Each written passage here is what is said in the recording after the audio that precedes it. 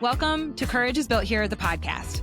I'm Justine Froelker, licensed professional counselor, author, speaker, and corporate trainer. Here, we bring my Courage is Built Here curriculum to life and community. Each week, I invite a guest to walk one of the 5 courageous pathways with me through authentic, sometimes tough, sometimes hilarious conversations. No performance, no polish, just real people practicing real courage with grit, grace, and a whole lot of love. Hi, friends.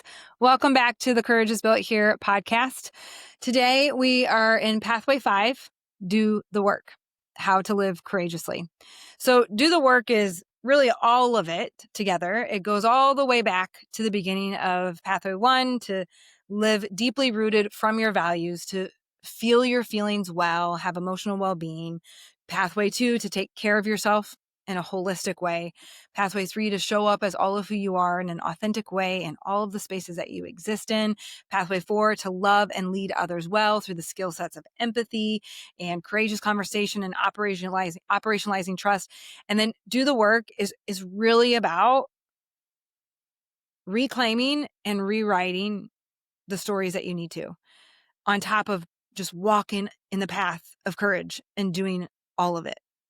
And so when it comes to Pathway 5, I really learned, especially being in the corporate space for so long at this point, like, yes, we're all making up stories. Our brain is literally wired for story making. Our brain is wired to run from the saber-toothed tiger, except we don't have actual saber-toothed tigers anymore.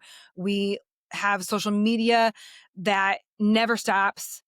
And assaults our eyes with violence and things when we're just wanting to log on to see a funny animal video or connect with our community. We have a news cycle that never stops. We have to-do lists that are never getting done. We have phones that we wear on our wrists. Like these are our new saber-tooth tigers. And so when things get hard, our brain just makes up stories to get comfortable. So I'm talking about rewriting those stories. And I'm especially referring to rewriting the old narratives that have been born of some of the toughest seasons of our lives. The old stories that you believe based on your childhood, based on traumas and hurts, big T traumas, little T traumas, all of it. Like things that have been in repetition, seasons that you live through, things like that. And they're old narratives that have really worked deep grooves into your brain because we've rehearsed them a lot. They not only have history to them, they have like trauma and emotions tied to them, which means they're like seared into our brain.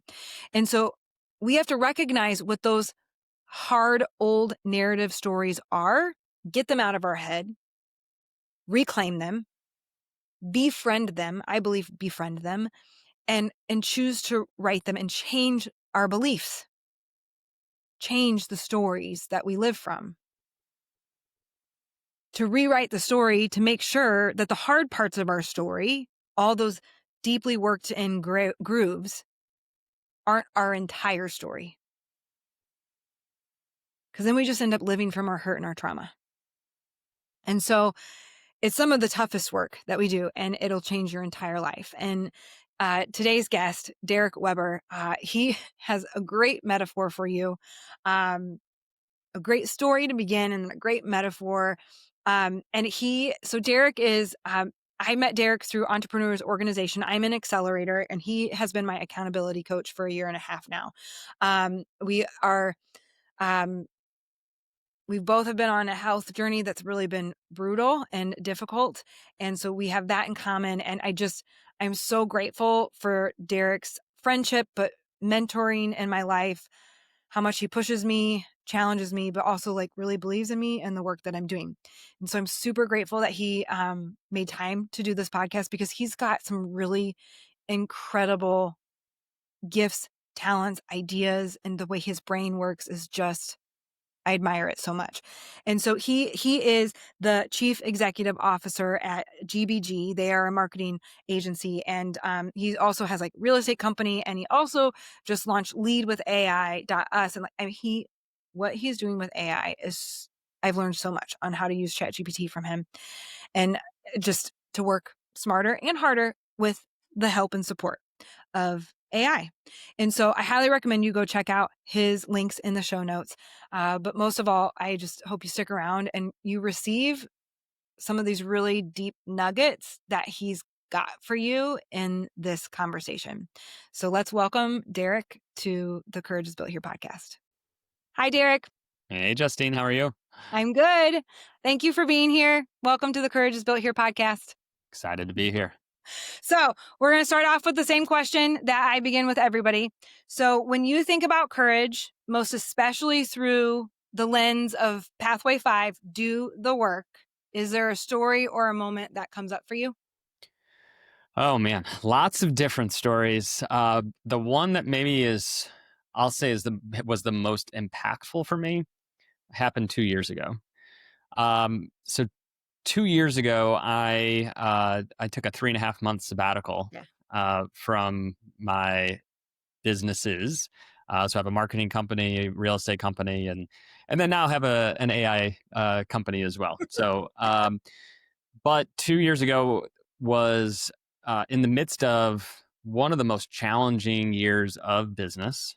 Um, it was on the heels of COVID, then inflation and interest rates increases, and everyone in very uncertain phases. And in uncertainty, people pull back on marketing. Um, but I had a 20-year vision, 10-year plan, 5-year goal that was supposed to happen that year, which was to take a sabbatical and live overseas with my family. So I grew up on a 5th-generation dairy farm and never really got to travel at all because my dad worked from 5:30 to 7:30, 28 days a month. He did get 2 days off a month. The first time I left the country was when I was in college and I studied abroad. And um, I went to St. Louis University and they have a campus in Madrid. And so I went from having visited 0 countries outside of the US to 13 in 5 short months. And I can still remember there was a moment when went from, well, that's weird that they do that. That's weird that they do that to just, oh, that's just different that they do that. Oh, that means that there's lots of different ways that you can live life, that there's little levers and buttons that you can push and pull and make your choice and live your life however you want, which were big thoughts for a 20-year-old, right? and so at that moment, I was like, all right, when I have kids, I'm going to make sure that they get exposed to as many cultures as possible as early as possible. And so I set this vision of when I have kids, I want to live overseas with them and in their formative years. And I joined a group called Entrepreneurs Organization in 2008. And part of that conversation I would have with other entrepreneurs who were ahead of me in their journey, I would explain my vision and my dream of what I wanted to do. And I'd ask them, because they had older kids, what was the right age? And they said, somewhere in the 8 to 10 range, because then they're old enough to be shaped and informed by it, but young enough to still want to hang out with you. Yeah. And I was like, that makes sense. So when my wife and I had our first daughter in 2013, we're like, all right, so now we're starting to move the ball in that direction. Our second son, our second child, a son, in 2015. So now looked out 10-ish years, and that was 2023, which also happened to correspond with being the 20th anniversary of when I founded the company. Okay. And I was like, that's perfect. Yeah. So circled summer of 23 as this someday in the future that could happen. I was fortunate enough to get invited to a Global Leadership Academy for Entrepreneurs Organization. I was in Washington, D.C., and that was 30 entrepreneurs from around the whole world. We got to learn with each other, from each other. It was an incredible experience. Yeah. But one of my commitments that I made to that group is that before I left that week, I would put it on the calendar. And so I did. I blocked off the whole summer of 23, and this was fall of 19. So now there were 4 years, and talk about perfect timing of going to a leadership academy right before the entire world changed. Right. So the summer of 23 now blocked off on my calendar. Okay. A lot happened between that time, it going on my calendar, and us actually starting that process. Yeah. And there were so many times where my cursor went over the X of that calendar invite to delete it off this for the summer. And every time it was, this is the universe just testing me to see if this is actually important or not. And each time I would remove my X from my cursor from that X. And so when the time came, I approached my sabbatical in the opposite way of I approach everything else. Everything I do in my life in general Yeah. is there's a big strategy, there's a plan, there's a vision, and there's Yep. uh, a, an approach to what I'm going to do. This was I want to spend this time connecting deeply with my wife and my kids, and I want to let my body heal because, as I know you have as well, had your own health journey. I was in the midst of mine, Yep. and my body was absolutely shutting down. Yeah. Um, it took me almost a decade to figure out what was going on. That it was doctor after doctor telling me that I was perfectly fine. Uh, Blood test, allergy test, hormonal test, Mhm. you name it, I had it, and I Yeah. did great on it. Yep. But my body was just shutting down, Yeah. and there was a lot of days that if I sat down on the couch, I'd fall asleep. No matter what time it was, there would be some days where I was training for a marathon, and I would be able to run, 10, 12 miles one day. The next day, I couldn't even walk up a flight of stairs without my heart exploding out of my chest and barely able to breathe. Um, Sleep wasn't Yeah. happening. Like, and.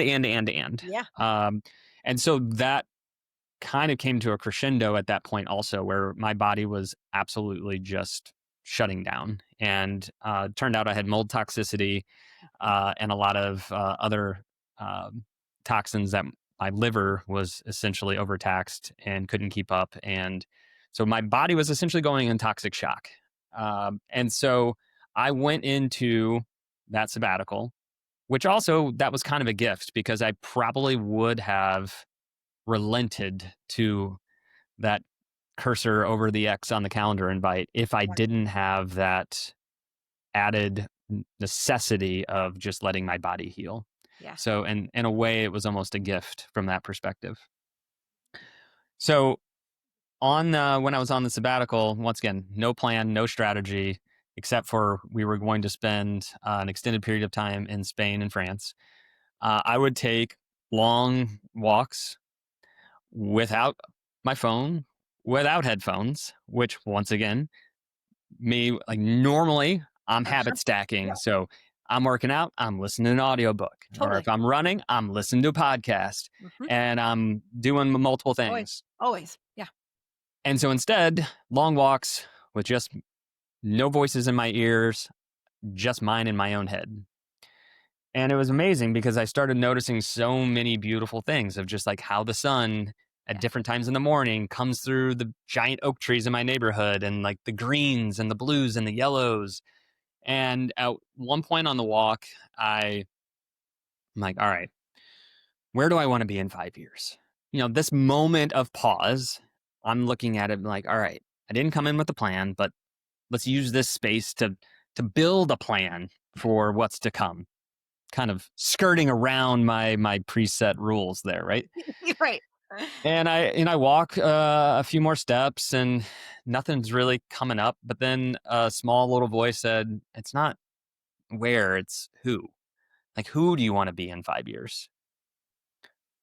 And once again, walked a little bit further, a little bit, still a lot of quiet and a lot of silence. And just this like peace that came over me is like, you know what? I'm I'm good. Like, I am living the life that I dreamed of, that I envisioned 10 years ago, 15 years ago, 20 years ago. Like, I've got the family that I wanted. I've got the experiences that I wanted to have with me, with them. Like, I'm good. And all of us carry our stress in different places in Yeah. our body. And some people it's in their shoulders, some people it's in their neck. For Yep. me, it was always this like spot right here, right under my sternum, that it was always this kind of like hot piece of coal, this charcoal that was there, and it would just flare up and get real hot, and then it would get down to where it was just like s'mores perfect, roasting s'mores Yeah. perfect heat. And then during high stress times or like high fight or flight, it would flare Yeah. up almost like on fire.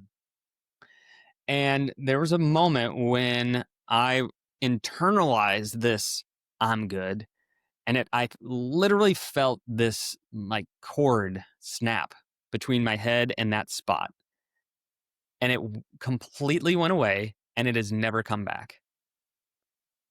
And that absolutely, like, I'd read a lot, I'd heard a Yeah. lot about the whole mind body Yeah. connection and like the impact it has on your health.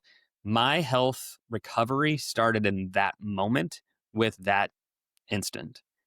And that is something that uh, I've never since underestimated the power of the body to the mind and the mind to the body. For sure. Mhm. It is that out like, well, was there a belief that changed there for you? Absolutely. I, Uh-huh. it Yeah, it completely changed before all of my health strategies, and I uh-huh. was uh, joined a place called Palm Health, which is Yep, here in St. Louis. It's personalized medicine. Was going through all the all the protocols, and things. Yep, everything was external. Everything was I'm doing all of these things yeah, so that my body could heal, and that was the first time where I realized how much of the healing power happens inside uh-huh, versus outside. uh-huh. There is such a big especially when we're, like, well, entrepreneurs and, like, in the world that we're living in, the definition of success, that question of it's who do you want to be, that ties you back I mean, it ties you back to all the courage work, but, like, how are you gonna walk in your values? How are you gonna love the people well in your life? How are you gonna, like, really show up for yourself in the health and healing part? But, like, it comes back to, like, changing the actual belief system. I've been doing a lot of like, because I had somebody ask me, she was like, when we talk about emotional well being, like we always talk about like, CBT talks about change your thinking to change the way you feel. And she goes, and you're telling us also like, well, you're going to think about how you feel because you can kind of think yourself through the feelings. I go, yes, exactly. Like we have this brain. And she goes, what? And she goes, now you're teaching me about the values. And I was like, well, because I'm getting to the point where like, it's the beliefs, it's our beliefs. And that like, that's the cord that was severed. Yeah. So it's funny you say that. So um there's I had this realization of so for Memorial Day, 4th of July, Labor Day, my sister and my mom both have a lake house that's about an hour away. And I'm an early riser, and I'm a water person as far as like some people are mountain, some people are Yeah, yeah. beach. Like for Water. that centering, grounding for me, like any body of water, I don't even need to be in it, just near it. Me too. And some of my favorite moments are in the morning before anybody's up, anybody's stirring, and I'll just sit out there and just soak Mhm. it all in. But I looked out and they have outside of all the docks in any lake, there's these buoys, these things that are like no wake zone. And all of these buoys are anchored down to the bottom of the lake. And they seem like they're static and they're stuck and they're there, but they've actually they have to have a lot of wiggle room in order to adjust for waves and the water goes up and the water goes down. And these belief systems, I realize, are the exact same thing as those cables Yeah. that we anchor down, whether it's through our childhood, our experiences, Mhm. nature, nurture, our Yep. experiences through our formative years into our adulthood. So it's not just one cable, it's all Mhm. sorts of these cables. Yeah. And as long as that buoy stays within the range of those cables of how far it can go, we're good. But as soon as you start getting out of your comfort zone, whack, that Right. snaps back. And that's a painful snapback. And those are our triggers that have us have very emotional reactions to Yeah. things that I won't say don't warrant an emotional Yeah. reaction, Of but course. not Yeah. everyone would have the Right. same emotional reaction. Uh-huh. Uh-huh. And what I realize is that each one of those subconscious belief anchors are things that were making my comfort zone very small. Yeah. Now, granted, that's again very relative because I had made an art out of being pushing myself outside of my Right. comfort zone to the point that I actually became comfortable being uncomfortable, and I became uncomfortable being comfortable, Uh-huh. which allows me to I don't know, squeeze and optimize every ounce of joy out of my life, Uh-huh. which is a good way to do that. Uh-huh. And so what that cord snapping, that cord cutting, that first visceral feeling and actually sensing that change in my body Yeah. made me have a realization of the fact that those cords are there. And that started a multi-year journey of one by one.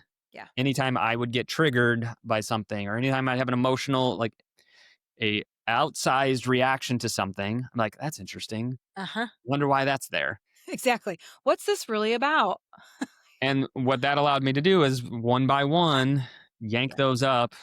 Uh, and what that's allowed me to do is just be so much more present Mhm. because each one of those anchors were another voice in my head when something Sure. was going on.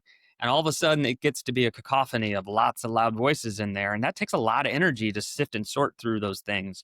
And so, the more of those I was able to get rid of, the quieter my mind became, the more focused, the more intuitive I could hear those little whispers, Yeah. those little nudges that were pulling me in the right direction. Mhm. Um, and that all started on that walk. Uh-huh. It is like it's the stories. I think it's one of the things that like of course like we have the stories that we make up or convince ourselves of like when we're just like having everyday hardships, frustrations, whatever it might be.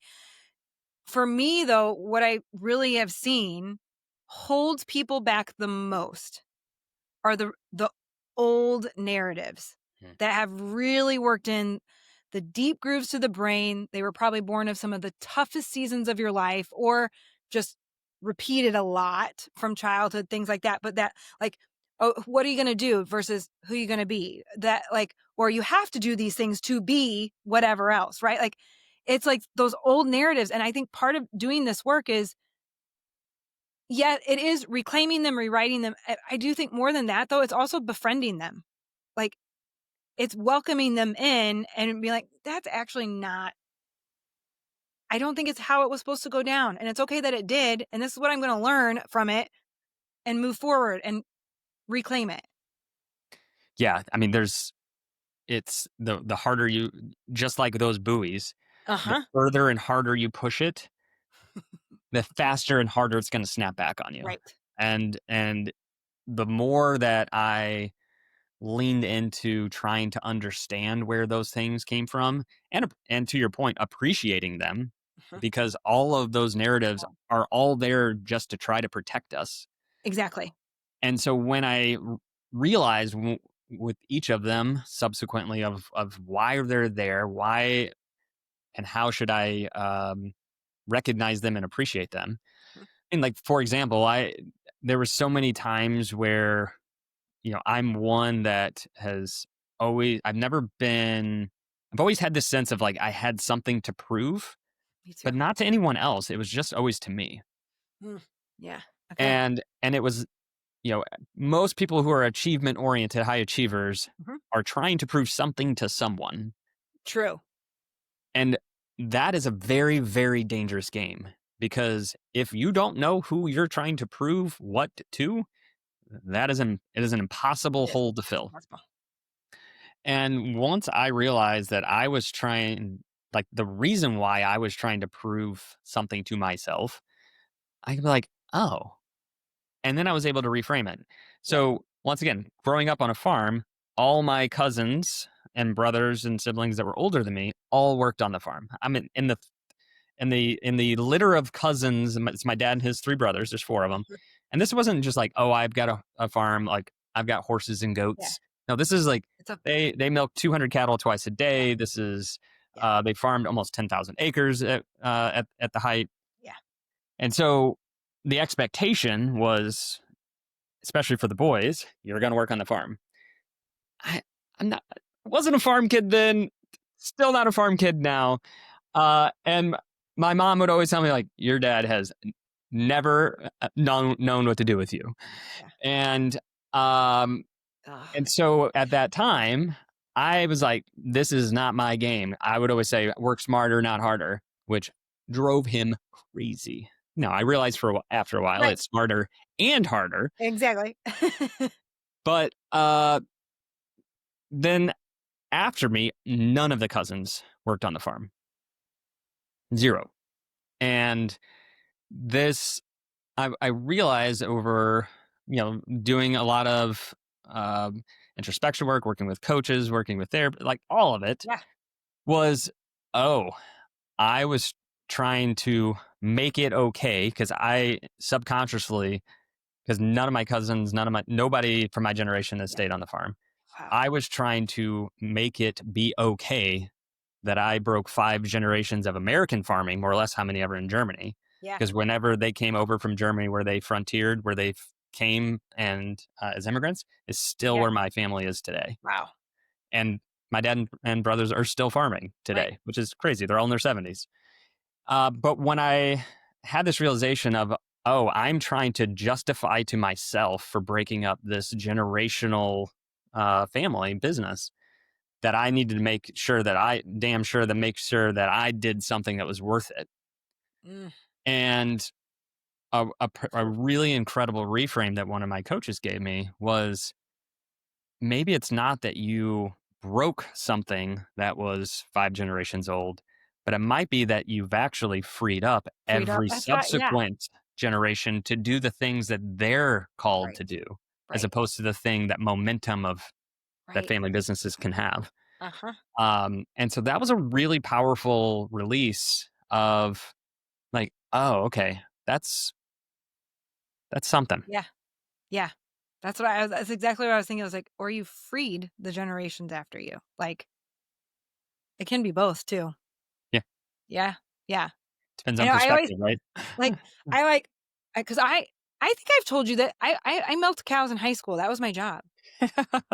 You get it. Like, right? And so but I remember like I don't want to be a farmer's wife. Like I don't think this is what I'm supposed to be doing. And I was like, peace out. I'm going to Truman State in Kirksville, Missouri. Like to me, it was a city, but it is like I always like dairy farm. It's such hard work. Yeah, It is every day, twice a day. It's hard, and so I think yeah. They yeah, don't care if it's your birthday. They don't care if it's no, Christmas. no, those cows they gotta be milked. Yep, Yeah, yeah, I love it. It's so good. It's so good. All right, you ready for your last 2 questions? bring it. Okay. So the question that we ask everybody, when has courage looked different than you expected, Mm. and what did it teach you? Oftentimes courage um, is seen as something you do, Mm, and sometimes the courageous thing is not doing anything. It's just staying still in the storm. yeah, Um, when I'll stay in the same sabbatical story, but I'll come back on the backside of it. yeah. Um, it wasn't like when I got back, I walked into rainbows and sunshine. I walked back into like a house on fire, Mhm. and I walked back into a partner and a leadership team who did an amazing job of trying to do their jobs and my job and doing it in a house on fire. And there were a lot of emotions of from that, as to be expected. Yeah, And there were conversations about commitment and value, and all the things that a person who had previously derived their value from achievement mhm, and creating value for people and being super empathetic and all those things was an incredibly trying test of the newfound perspective that was created during that yeah, space. And instead of going into a death spiral of probably what I would have done pre sabbatical. Even to the point of my leadership team would, after kind of the dust settled, it was Derek before sabbatical, Derek after Oh, sabbatical, yeah, before and after. because of just the difference in grace and um, presence that I was bringing to challenging situations. Um, there were conversations that were had that could have, if I would have uh, intensified, accelerated, or amplified, could have been disastrous and destructive. But the courageous thing was to stand in my space with my beliefs, with my perspective of this will be on the other side of this, Yeah, we'll be grateful and gracious, and that fires either burn and destroy or fires forge and make stronger. absolutely. And I had a choice to be courageous and to stand in the face of fire and choose to let it forge and not destroy. Yeah, not easy. Ooh, Oh, it's so for hard. doers to not do. So hard. And it forges though. It forges so much of where you're supposed to be and who you are meant to be Yeah. within it, And it forges inside, but more importantly, it forges relationships. for sure. Because when you do hard things with other great people and you make through to the other side, one, you each and all become better and stronger. But two, the trust and the strength of that relationship, I won't say becomes unbreakable, but it becomes a Yeah. lot stronger. Yep. That's so good. So good. Okay. Your last question. What story did you used to believe that you've now reclaimed and rewritten? What is one of those stories and how has it profoundly changed your life? Hmm. A story that I've reclaimed and rewritten Yeah. that I've not already shared with you. Yeah.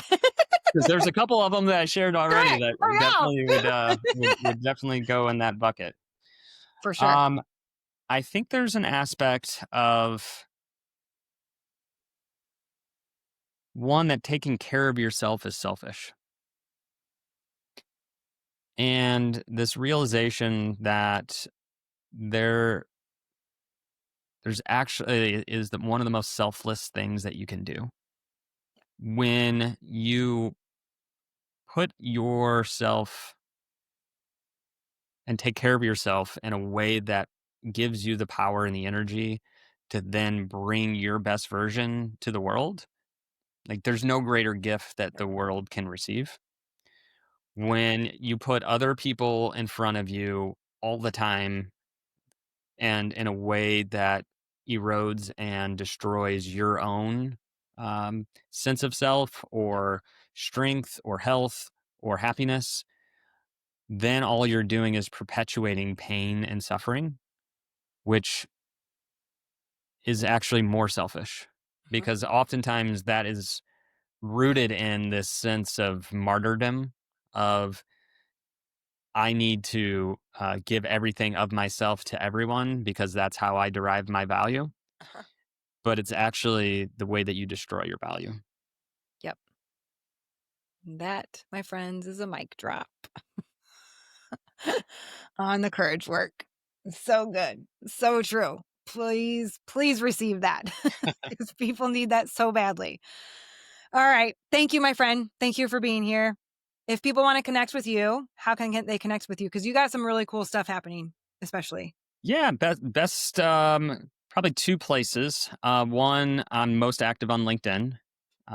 So I think it's Derek A. Weber on LinkedIn.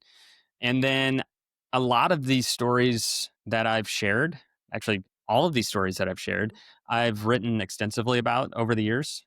And so when I got, for the last several years, I have used writing as a practice to explore these sorts of experiences.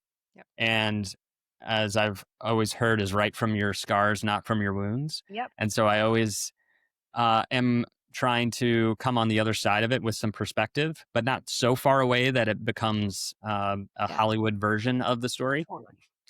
And so all of these stories and more are on a new company that I just launched, and I have all these on that website, which is leadwithai.us, which is an offshoot of the monthly articles that I'd been sending out for the last several years called Lead with Energy. Yeah. But now I've merged all those articles onto leadwithai.us. And if any of these articles resonated with you, or any of these stories resonated Yeah. with you, you can go to the articles Love it. section of that website. And there you'll see stuff that's on AI, but also on leadership, on health, and on meaning. And that's where all of those things are required in order to live a full and happy life. Yep. Love it. We'll link it all in the show notes. Sounds Awesome. great. Thank you. Thanks for having me. This was fun. Thank you for listening to the Courage is Built Here podcast. Whether you're brand new to this work or living it out loud every day, I hope today was helpful, hopeful, and a reminder that you're not alone. What one bit of courage will you take from this episode, and how will you walk it out? If this episode encouraged you, share it with a friend, leave us a review, and please make sure you like and subscribe. New episodes come out every Wednesday on your favorite podcast platform and Fridays on YouTube. For more resources, head to JustineFroelker.com and click to my store. Because courage isn't a one-time thing, it's built right here, one small choice at a time, and especially between us.